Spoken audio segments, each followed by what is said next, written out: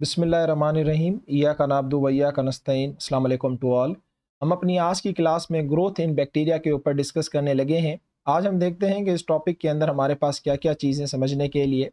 अच्छा भाई, सबसे पहले तुम्हें पता होना चाहिए कि in case of bacteria growth कहाँ किसे जाता है।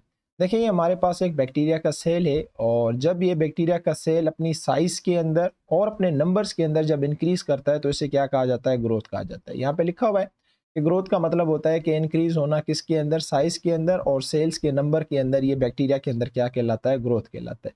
ह्यूमन बीइंग के अंदर ग्रोथ को थोड़ा अलग तरीके से डिफाइन किया जाता है। खैर, यहाँ पे हम बैक्टीरिया को डिस्कस कर रहे हैं। आप सब लोगों को पता है कि बैक्टीरिया जितने भी होते हैं वो जो भी फूड लेते हैं अपने एनवायरनमेंट से लेते हैं, या तो फिर हेटरोट्रॉफिक तरीके से या फिर ऑटोट्रॉफिक तरीके से, पर लेते हैं एनवायरनमेंट से। अच्छा, कुछ ऐसे फैक्टर्स होते हैं जो कि बैक्टीरिया की ग्रोथ के ऊपर अफेक्ट करते हैं, जिनका मेंटेन होना, जिनका एनवायरनमेंट के अंदर अवेलेबल होना बहुत ज़्यादा ज़रूरी होता है। जिस तरह से पीएच के बड़े बैक्टीरिया जो हैं वो सेंसिटिव होते हैं, क्योंकि जब भी आप पीएच अप एंड डाउन करते हैं तो उससे बैक्टीरिया की अमूमन क्या हो जाती है? डेथ हो जाती है। देखिए, घरों में हम जो साबुन वगैरह या डिटर्जेंट्स वगैरह, सोप्स वगैरह जितने इस्तेमाल करते हैं, वो किस तरह से इन माइक्रो ऑर्गेनिजम्स को मारते हैं, किल करते हैं। वो ऐसे पीएच के बनाए हुए होते हैं कि वो पीएच उन बैक्टीरिया को क्या कर देती है? किल कर देती है। टेम्परेचर है, आपको पता है कि टेम्परेचर हाई करने से, लो करने से आपको पता है बैक्टीरिया की ग्रोथ जो है वो रुक जाती है। क्यों? क्योंकि उसके एंजाइम्स डीनेचर हो जाते हैं। अवेलेबल न्यूट्रिएंट्स, ये तो अंडरस्टूड बात है, अगर न्यूट्रिएंट्स होंगे तभी ही वो अपने मॉलिक्यूल्स को बिल्डअप कर सकेगा, प्रोटीन को, कार्बोहाइड्रेट को। ज़ाहिर सी बात है, प्रोटीन, कार्बोहाइड्रेट, लिपिड बनाने के लिए, न्यूक्लिक एसिड बनाने के लिए मॉलिक्यूल्स तो चाहिए। तो जब वो मॉलिक्यूल्स, वो न्यूट्रिएंट्स नहीं होंगे तो ये सारी चीज़ें नहीं बना सकेगा।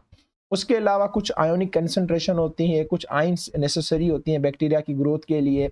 और लास्ट में हमारे पास है ऑक्सीजन। अब आपने कल अभी तो पढ़ा पिछले लेक्चर के अंदर कि जो एरोबिक बैक्टीरिया होते हैं, जो ऑब्लिगेट बैक्टीरिया होते हैं, जिनको रेस्पिरेशन के लिए ऑक्सीजन की ज़रूरत होती है, तो वो ऑक्सीजन के बगैर तो रेस्पिरेशन नहीं कर सकते, उनके बगैर मर जाएंगे। तो उनके लिए ऑक्सीजन का होना भी क्या होता है? ज़रूरी होता है।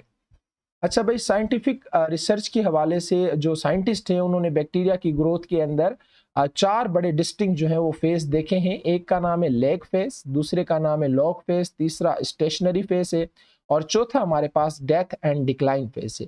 इनके नाम इनके पैटर्न, ग्रोथ ऑफ पैटर्न के हिसाब से दिए गए। मैं समझाता हूँ कैसे।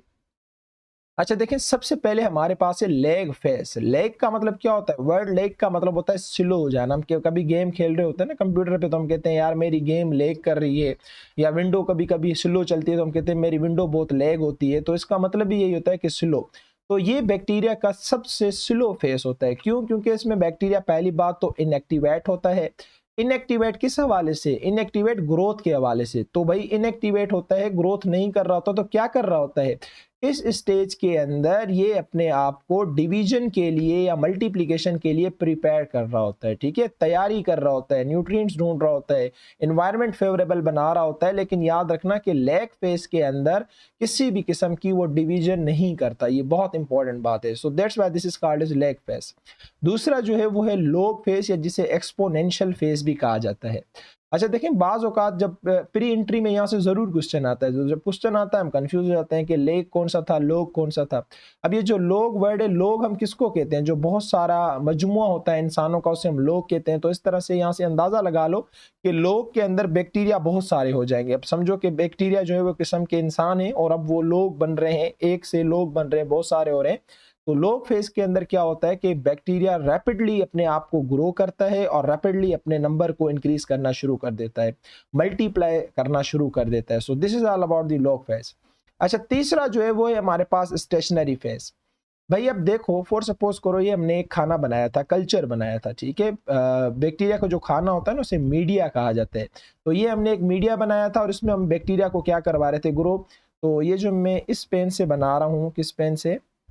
ब्लू पेन से। ये जो ब्लू पेन से बना रहा हूँ ये है फूड के पार्टिकल्स, ठीक है। अब यहाँ पे पहले एक बैक्टीरिया था, बैक्टीरिया हम बनाएंगे ग्रीन पेन से, ये वाला ग्रीन बैक्टीरिया। पहले हमने यहाँ पे एक बैक्टीरिया, अब ये बैक्टीरिया जब ग्रो करेगा, मल्टीप्लाई करेगा, तो अपने नंबर को क्या करेगा? इंक्रीज करेगा। जब नंबर को इंक्रीज करेगा, बैक्टीरिया का नंबर इंक्रीज होगा, तो फूड का जो अमाउंट है वो तो कांस्टेंट है, लेकिन बैक्टीरिया का नंबर क्या होता जा रहा है? इंक्रीज होता जा रहा है। तो इस स्टेज के अंदर, तीसरे स्टेज के अंदर क्या होता है कि जितने बैक्टीरिया बनते हैं उतने ही बैक्टीरिया की क्या हो जाती है? डेथ हो जाती है। तो यहाँ लिखा हुआ है ना कि rate of multiplication is equal to rate of death. तो जितने बैक्टीरिया मल्टीप्लाई होते हैं उतनी उनकी क्या हो जाती है, डेथ। क्यों डेथ हो रही है? Due to the shortage of food. क्योंकि जो नए बैक्टीरिया बन रहे हैं वो तो फूड को कंज्यूम कर रहे हैं, लेकिन जो पुराने बैक्टीरिया है वो क्या होते जा रहे हैं, मरते जा रहे हैं। अच्छा देखो, अब एक स्टेज ऐसा भी आएगा, ये जो नए बैक्टीरिया हैं ये भी सारा कंप्लीट फूड खा जाएंगे।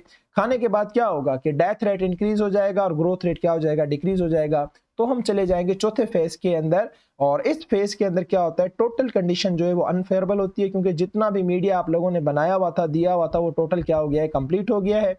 सो the death rate is higher than the multiplication rate. अब जाहिर सी बात है, जब फूड ही नहीं है, न्यूट्रिएंट ही नहीं है, तो वो अपने आप को कहाँ से प्रिपेयर करेंगे, कर ही नहीं सकते। वो अपने आप को कहाँ से मल्टीप्लाई करेंगे, कर नहीं सकेंगे।